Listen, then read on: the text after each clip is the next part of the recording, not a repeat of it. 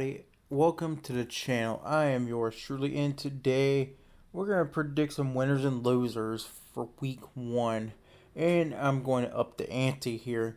Not only I'm going to predict the winners and losers, but I'm going to predict whether they're going to cover the spread set as I'm recording this by the Vegas sports books. So, anyways, enough of me rambling on. Last week in week 0, I was 6 for 7. The only game that I got wrong was UMass and New Mexico State. I predicted New Mexico State to win, and they lost. So I have pretty much an 80% pass or 80% accurate rate, which I haven't been to school in a while, but last time I checked, that's a pretty passing grade. So, anyways, let's get into predicting some winners and losers for week 1. Before we start predicting winners and losers, I'm going to give a disclaimer here. I'm only going to do top 25 matchups throughout the week. I'm not going to do every single matchup, because if I did every single matchup, not only some matchups I'd be throwing darts at the board hoping they would stick, but it would also take me about this video would probably be like 2-3 hours if I did that. And another disclaimer, as you can see on the screen, there's 2 boxes here. So the big green box means that that team's going to win, and the little green box means that they're going to cover the spread. The red box means they won't cover the spread. That's the key, or that's the legend on the map. So I'm just giving you a bit of explanation before we get into it. The first matchup we got is a Thursday night matchup with Florida versus Utah. Last year, these two teams played in Gainesville. Florida came out with a win, and this was and that was their biggest win of the season, because from there it just fell off a cliff for Florida. They still made a bowl game, but they weren't. I wouldn't say they weren't competitive, but they were just disappointing. That's a better term last year. And Utah last year, despite taking a loss to Florida, they ended up going to the Pac-12 championship game and beating USC to go to the Rose Bowl. Unfortunately for Utah, they got another loss in the Rose Bowl, this time to Penn State. I think this game this year is in Salt Lake City in Utah. I think this game is going to be a payback game or a revenge game for Utah. I think Utah gets a win over Florida, and I think they do cover the spread here. So give Utah the win over Florida on a Thursday night. The first game to open up on Saturday is a matchup between East Carolina and Michigan. I think this game is going to be about, how well Michigan's going to do without Jim Harbaugh on the sidelines. From what I gather is that they're going to do a rotating panel of coaches during Harbaugh 3-game suspension. And this is the first game for Harbaugh suspension, so they got 2 other games. I don't think they're going to cover the spread here, not because Michigan's a terrible team or East Carolina's a great team. It's just, without Harbaugh on the sidelines, how well is Michigan going to play with an assistant coach calling the plays? I think there's going to be a bit of a miscommunication, and I think Michigan may get off to a slow start. I'm not saying that Michigan's going to squeak by with a win, but in combination of having to deal with a new coach and new terminology, play calling and all that, and Michigan having to cover a 36-point spread against East Carolina, I'm not too confident about them covering the spread. I think they'll still win, but winning and covering the spread is another thing. And plus, East Carolina is not a terrible Group of 5 team. I think last year they went 8-4 or 7-5, something like that. So they're not terrible, but they're also not the best. They're not also not the best of the best in the Group of 5. So they're kind of middle of the road, decent Group of 5 team. That's pretty fair to say. I think Michigan does get the win, but I can't say confidently that they'll cover the 36-point spread against East Carolina. The next matchup on the schedule is a neutral site game this year between Tennessee and Virginia. This is going to be played in Nissan Stadium, home of the Tennessee Titans. So technically, this is a neutral site game, but this is pretty much like a road game for Virginia. And yeah, I think Tennessee's going to be moving right along in this game. Virginia last year was one of the probably the worst. Well, I wouldn't say the worst, but one of the worst teams in the Power 5 last year. Probably, I would say they would be giving Boston College a run for its money in the ACC for the worst team in the ACC. I don't think much is going to change with Virginia. Virginia lost a ton of talent through the transfer portal, so and I think this might be over at halftime. I think Tennessee gets the win, and I think they they cover the spread too. Or yeah, so give me Tennessee and the points in this game. Up next on the Week 1 schedule is probably going to be the most watched game for the noon time slot. Reason being, Colorado is taking on TCU, and with Colorado, this is Coach Prime's first game as the Colorado head coach. There's been a ton of hype, a ton of buzz around Colorado this year, and for good reason. They got a bunch of, I wouldn't say a bunch, they got a handful of 4 and 5 star players that either transferred in from his former school, which was Jackson State, or he got them through for this year's recruiting cycle. However, I would pump the brakes. I've heard people say that Colorado's going to win 8, 9, 10 games and compete for the Pac-12 this year. No.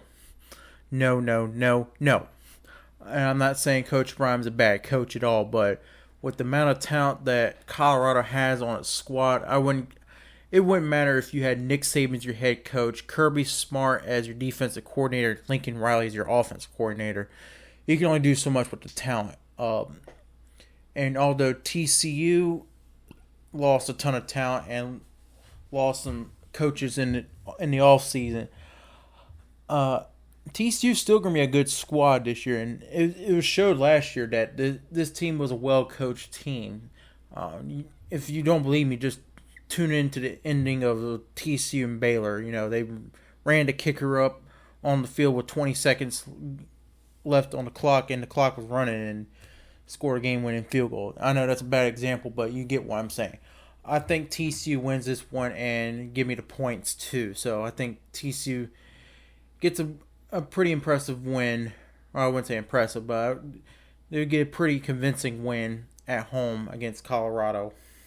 Before we move on to the Arkansas State-Oklahoma game, just to let you know, the point spreads for Tennessee and Virginia is at 28 points Tennessee's a 28-point favorite, and for TCU and Colorado, TCU is a 21-point favorite. So, you know, just in case you want to if you want to put some money down yourself on spreads and all that, I think both those teams are going to cover the spread. So, anyways, Arkansas State and Oklahoma is up next, and with this game, I think Oklahoma is going to be a better team this year than they were last year. Last year, they were just atrocious on defense.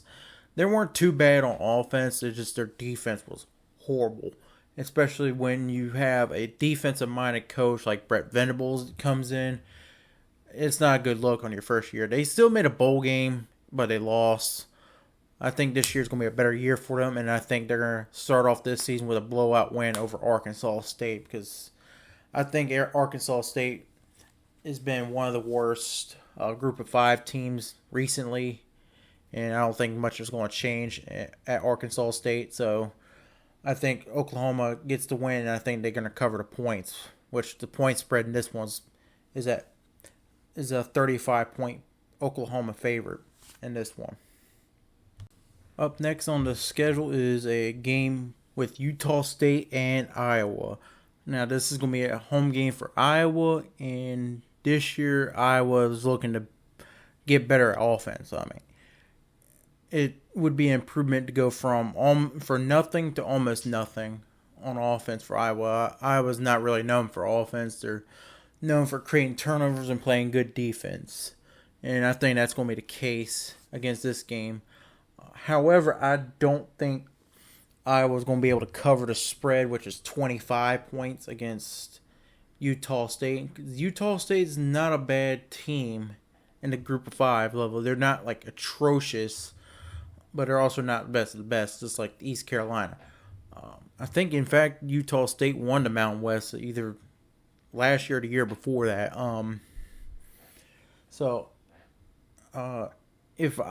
The thing is, if Iowa gets better on offense, then I can see them covering the spread. But if not, just living off of defense and turnovers, and unless Iowa ends up beating them 31-0, but I just don't see it happening. I think Utah State's going to get some points on the board. It's just, I think Iowa's still going to win the game, but I don't think they're going to win by more than 25. Now, the next 2 games on the schedule for week 1, I just put them together because there's not a lot to talk about with these games. I think Ole Miss and Oregon will win their games respectively over their opponents, which are Mercer and Portland State. It's just the only thing to look out for is how well both these teams are going to play. Whether they're going to beat them by 50-plus points or they beat them like by 30 or something. It's just things to look for in both those games. Next game on the schedule is a 3:30 game with Ohio State and Indiana. Ohio State opens up the Big Ten Conference play with Indiana in week 1. This is also CBS's first game broadcasting a Big Ten opponent in recent times. If you don't know, the SEC on CBS is going away after this year, and it's going to be Big Ten on CBS. But other than that, Ohio State, whoever they're going to put at the starting quarterback, which is either Kyle McCord or Devin Brown, I don't think it really matters in this game. I think you have a chance to see how both quarterbacks are going to play because Indiana is probably easily the top 3 worst teams in the Big Ten when it comes to football, and it shows with the point spread. I think Ohio State is probably going to let Kyle McCord or Devin Brown start in the first half and then switch off with the other quarterback. I think Ohio State gets the win, and I think they cover the points too. So give Ohio State the win in week 1 over Indiana. Up next on the week 1 schedule is a 3:30 matchup between Washington and Boise State. Excuse me, not Washington State. Washington, the Washington Huskies. I think this is an undercover game undercover great game. I think Boise State's going to be a great group of 5 team this year. And a lot of the mainstream media is predicting that Boise State possibly is going to be the best group of 5 team come at the end of the season, take the group of 5 bid to the New Year's Six Bowl.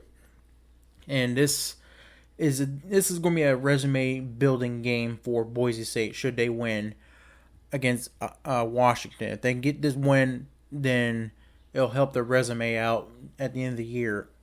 But anyways, I think this game, I just think Washington's going to be able to win this game and cover the points, despite losing their starting running back to a torn ACL, I think, for the season. I'm not sure. You can correct me if I'm wrong, but I want to say that they lost their starting running back, so they're going to have to find an answer at running back. But I just think it's going to be too much for Boise State to handle. So I think Washington gets the win and covers the points here. Now, I put the next two together because there's not going to be a lot to talk about these games in particular. I think Texas and Notre Dame is going to cruise to a win over Rice and Tennessee State. For Texas, this is a nice little tune-up game for them before they have to go to play Alabama next week in Tuscaloosa. And then for Rice, the only thing noteworthy about Rice is that they got JT Daniels from West Virginia, but outside of that, there's not a lot of hope and optimism in that program. And then for Notre Dame, the thing to look for is, are they going to be able to continue the momentum they built last week when they beat the brakes off of Navy? Other than that, I think they're going to cruise to a win. Up next on the Week 1 schedule is a 3:30 game between Buffalo and Wisconsin. For Wisconsin, this is the first game under Luke Fickell, coming over from Cincinnati. Luke Fickell knows how to win some games. He made a college playoff with Cincinnati a couple of years back. So they're going to look to revamp the offense and air it out a little bit more. Plus, they have their stud running back, Braylon Allen, coming back. So I imagine they're going to lean. They're still going to lean on the running game, but I think they're going to open up the passing game, unlike previous coaches before. I think Wisconsin gets a win and covers the points over Buffalo in this one. Now, I put the next 3 games together because there's not a lot to talk about outside the USC game, but the other 2 there's not a lot to talk about. Starting with Georgia and UT Martin. Well, this is going to be the first game for Carson Beck as a starter. Stetson Bennett went off into the NFL, so now it's Carson's Beck to take over the reins, and plus Georgia's dealing with a new offensive coordinator as their old one has left for the NFL. So the only thing to take from it is how well does Georgia get going in the first game. It might be a little bit slow, but I think Georgia is going to be able to steamroll UT Martin in this one. The next game on the list is USC and Nevada. Coming in this game, USC is a 38-point favorite over Nevada. However, I don't think USC is going to be able to cover that spread. Based off what I saw last week against San Jose State, I don't have a lot of confidence they will, because San Jose State put up almost 30 on them in that game. Yeah, USC won 56-28, but USC is not going to be able to get in these shootouts all the time, because eventually you're going to get snake bit on a shootout and you're going to lose in a shootout. And besides, this point spread is a lot bigger than the one against San Jose State. It's a touchdown bigger than the one against San Jose State. And I don't think Nevada is as good as San Jose State. I just don't have a lot of confidence right now that USC would be able to cover the spread in this one. So, yeah, USC is going to win this one, but I don't think they're going to cover the spread. I think they're going to win by they're going to win by 38 or less in this one. And then the final game is Kansas State against Southeast Missouri State, I believe. Yeah, Southeast Missouri State. Yeah, I had to look that one up. I think Kansas State's going to be able to roll in this one. It's just like I said, just the only thing to look for is see how well Kansas State can move the ball on offense. Other than that, I think this is going to be a blowout on this one. Now, the next game on the schedule for Week 1 is New Mexico and Texas A&M. Texas A&M last year was probably the most embarrassing season in recent memory for Texas A&M. With all the talent they got, they ended up going 5-7. Now, Jimbo did hire a new offensive coordinator, Bobby Petrino. We're going to see how much Bobby Petrino can run the offense, or if Jimbo's going to run it. I think it's going to be Bobby Petrino, because why else would you bring in Bobby Petrino if you're going to run the offense? Now, this game was the hardest for me to predict whether they're going to cover the spread or not. I think Texas A&M is going to win easily in this one. But do I think Texas A&M is going to win by 39 or more? That's a hard one to determine, because last year Texas A&M lost to Appalachian State at home, and it was like an embarrassing loss for them. New Mexico is probably one of the worst teams in Group of 5 play right now. I think Texas A&M is going to cover the spread, but I wouldn't be surprised if they don't cover the spread. I think Texas A&M is still going to win the game regardless, but do I think Texas A&M is going to win by 39 or more? It's hard to say. I would think based off the talent alone, they should win by 39 or more, but we're also talking about Jimbo Fisher here. Probably one of the most stubborn coaches in college football. So I think Texas A&M is going to get a win over New Mexico. Up next on the schedule is another 7 o'clock game. This time it's Middle Tennessee State and Alabama. Now, Alabama is going to be coming into this game with a ton of questions. This is a nice tune-up game for Alabama before they play Texas next week. So because they got a ton of questions to answer, especially on offense. Defense is going to be okay. Not right now, not elite, but they're going to be all right. But for their offense, they got a ton of questions to answer. And I know Middle Tennessee State went on the road to beat Miami last year by 2 touchdowns. I'm still laughing about that one. This Alabama team is a far bigger and better beast than Miami is. So I have more confidence that Alabama's going to be able to cover the spread in Texas A&M, but I also wouldn't be surprised that they don't cover the spread because from what I'm gathering from the not interviews, but press conferences that day, Nick Saban wants to be able to turn back the clock and just grind the ball out and get points to play defense. He wants to win games by 28-14, those type of games. Not like these shootouts that Alabama's been getting into in the past couple of years now under Nick Saban. So I think Alabama's going to win this game, but the problem is, are they going to win by 40 or more? That's going to be a tough question to answer. So, yeah, I think Alabama's going to get a nice tune-up game before the Texas game next week. Up next is West Virginia and Penn State on the debut Big Ten Saturday night on NBC. Now, like I mentioned before, with Ohio State, NBC is now going to be starting to air Big Ten games this year and going forward. And they're kicking off the season with a matchup between Penn State and West Virginia. This is going to be the first game starting for Drew Allar, which is being widely speculated that he's going to be better than Sean Clifford. You know, that's not coming from me. This is coming from Penn State fans. And I kind of believe that because the problem with Sean Clifford was that Sean Clifford gets you wins, but he couldn't win you the big game.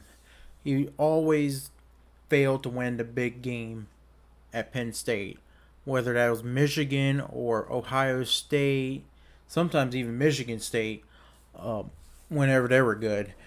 So I think this game, I think Drew Allar is going to have a great game because this West Virginia defense is nothing but Swiss cheese.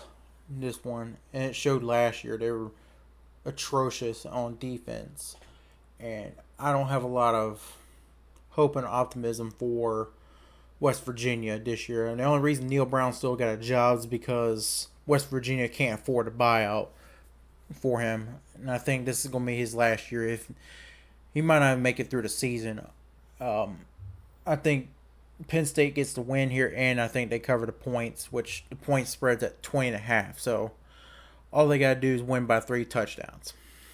So, yeah, give Penn State the win and the points here.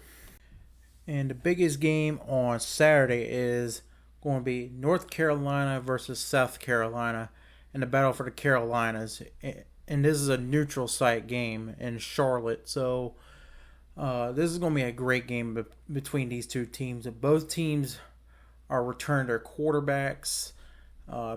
Both teams are returning some production. And both teams have questions to answer on offense. Drake May is a preseason Heisman contender right now.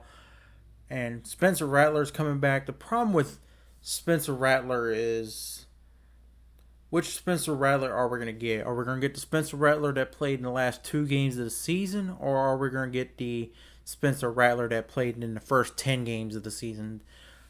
Because Spencer Rattler, he was a turnover machine and very inconsistent at South Carolina. Another issue with South Carolina is that South Carolina could not stop the run and they could not run the ball. Most of their success has been through pass defense in the passing game because South Carolina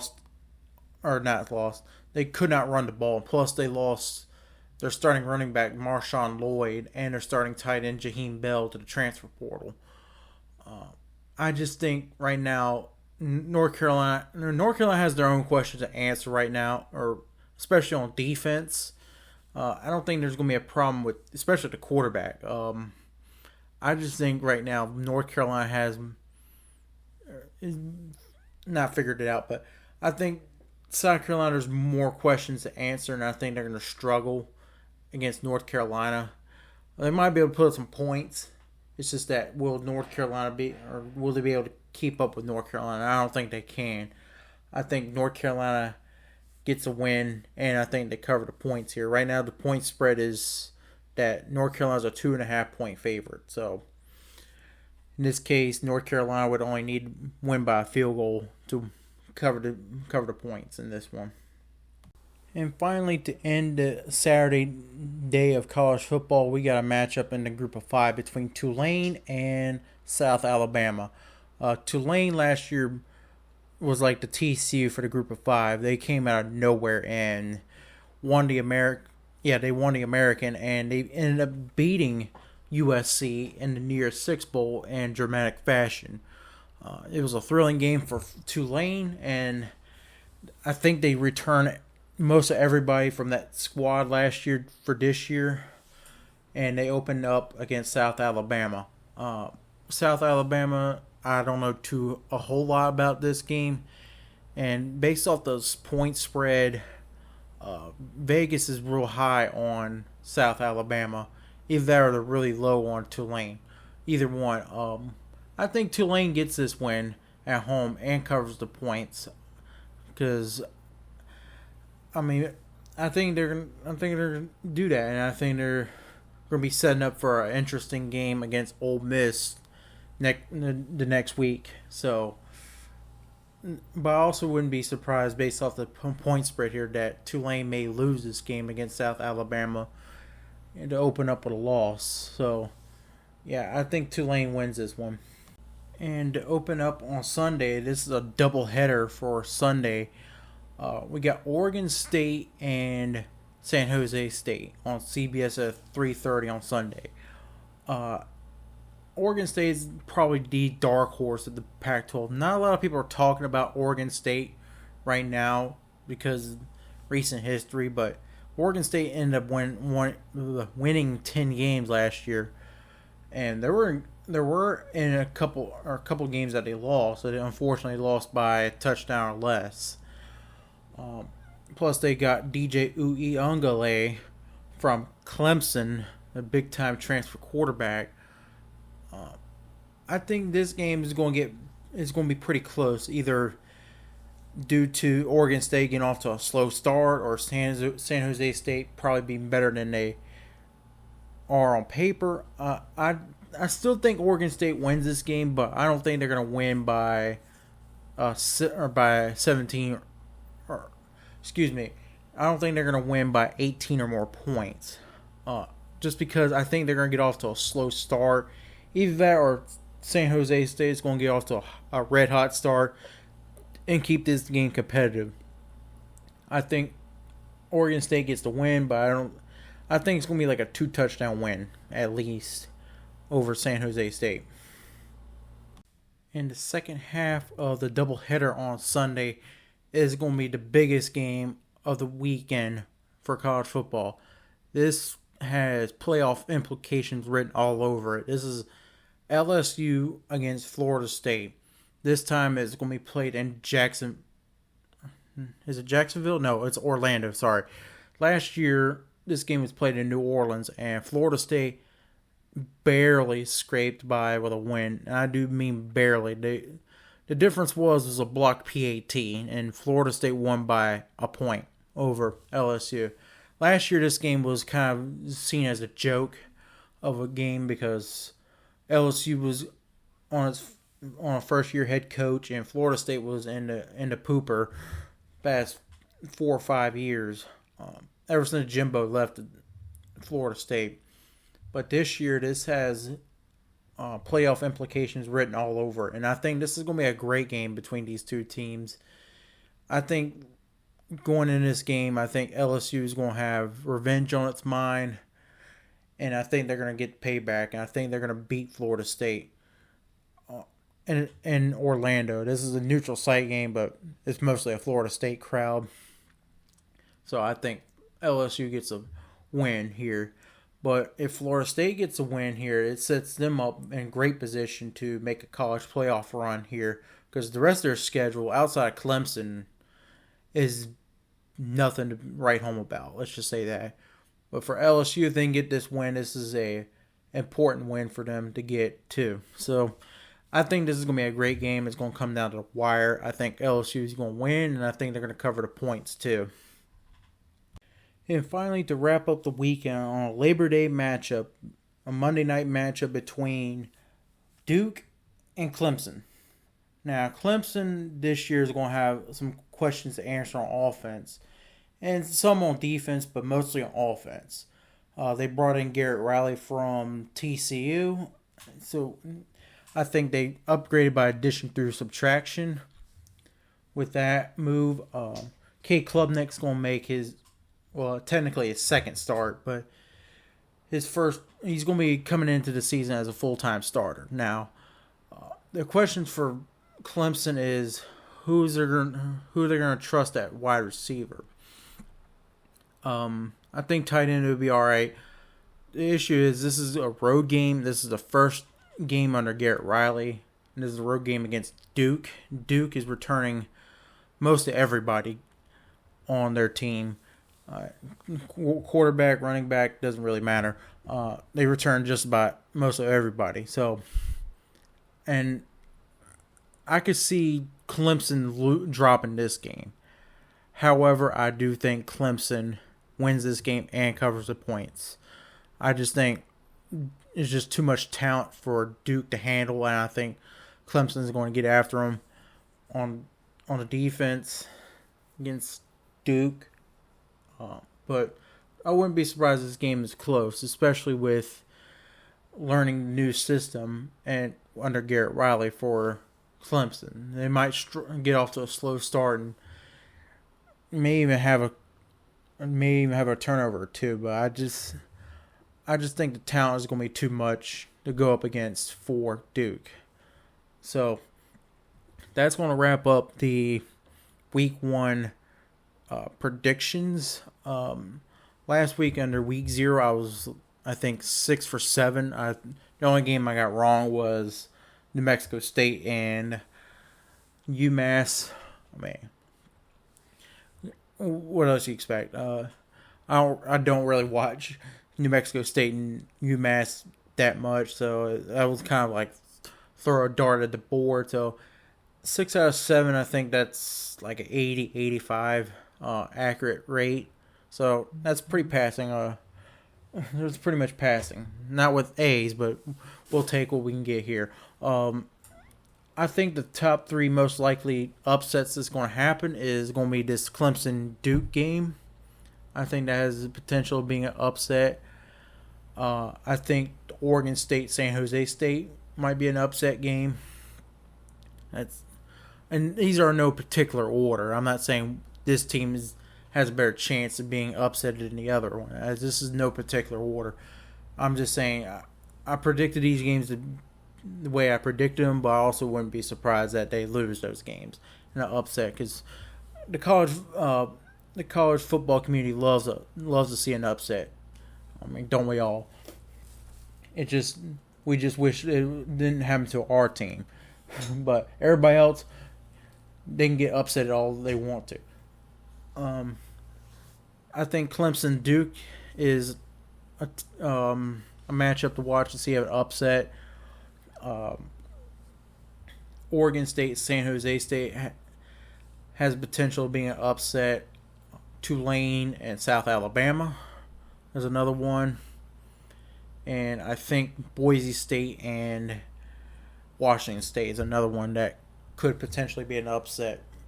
And what I'm talking about, an upset, like an impactful upset, that's going to rock the college football landscape. Not like, for example, South Carolina and North Carolina. Yeah, if South Carolina wins, that's technically an upset.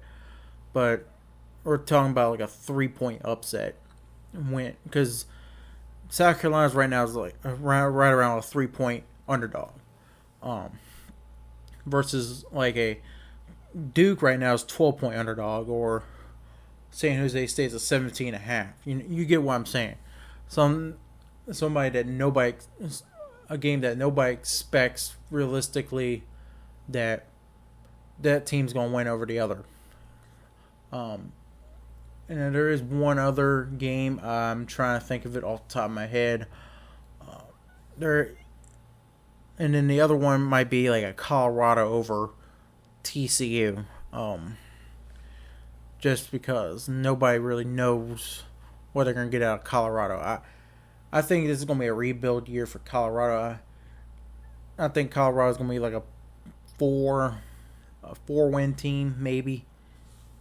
And that's not saying that Deion's terrible or Coach Prime's terrible. It's just saying based off the talent that's on the team right now, a 4-win Colorado team is better than a 1-win Colorado team last year. So I think even the Colorado administration would take that. So anyways, if you like the video, hit that like button. If you enjoy the content that I make and want the latest content I make, hit that subscribe button. I do live streams on game day, at least one, if maybe two, depending on how good the matchups are. I also do one exclusively on YouNow, so if you want to sit down, chat with me, hang out, whatever, you can on there. I'm planning on doing I'm planning on doing opening the Discord server up for everybody. If you want to join that, that's great. I plan on doing this season like a weekly pick'em contest to figure out, or not figure out, but I might do a weekly pick'em contest on the Discord server, and then the winner of that gets a cash prize. That's yet to be determined, but I might just do that on the Discord server. What's some other things I want to get out there? Yeah. If you want to support me or support the content by means of donating to a live stream, you can go over to YouNow.